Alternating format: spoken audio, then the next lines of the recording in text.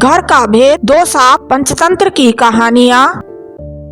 एक नगर में देव शक्ति नाम का राजा रहता था। उसके पुत्र के पेट में एक सांप चला गया था। उस सांप ने वहीं अपना बिल बना लिया था। पेट में बैठे सांप के कारण उसके शरीर का प्रतिदिन क्षय होता जा रहा था। बहुत उपचार करने के बाद भी जब स्वास्थ्य में कोई सुधार ना हुआ तो अत्यंत निराश होकर राजपुत्र अपने राज्य से बहुत दूर दूसरे प्रदेश में चला गया और वहाँ सामान्य भिखारी की तरह मंदिर में रहने लगा। उस प्रदेश के राजा बलि की दो नौजवान लड़कियां थी। वह दोनों प्रतिदिन सुबह अपने पिता को प्रणाम करने आती थी। उनमें से एक राजा को नमस्कार करती हुई कहती थी, महाराज जय हो, आपकी कृपा से ही संसार के सब सुख है। दूसरी कहती थी, महाराज ईश्वर आपके कर्मों का फल दे।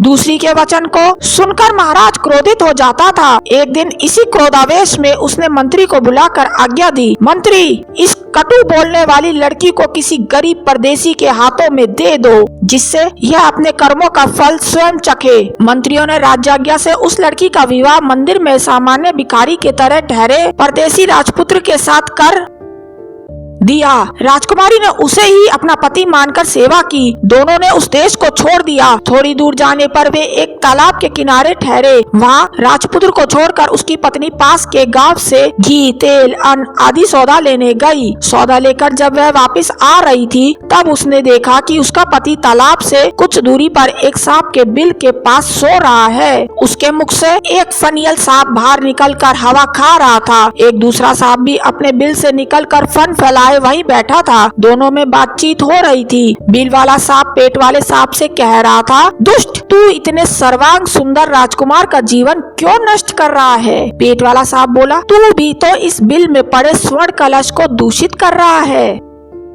बिल वाला सांप बोला, तो क्या तू समझता है कि तुझे पेट से निकालने की दवा किसी को भी मालूम नहीं। कोई भी व्यक्ति राजकुमार को उकाली हुई कांजी की राई पिलाकर तुझे मार सकता है। पेट वाला सांप बोला, तुझे भी तो गरम तेल डालकर कोई भी मार सकता है। इस तरह दोनों ने एक दूसरे का भेद खोल दिया। राजकन्या ने दोनों की बातें सुन ली थी। उसने उनकी बताई विधियों से ही दोनों का नाश कर दिया। उसका पति भी निरोग हो गया और बिल में से स्वर्ण भरा कलश पाकर गरीबी भी दूर हो गई। तब दोनों अपने देश को चल दिए। राजपुत्र के माता पिता दोनों ने उनका स्वागत किया।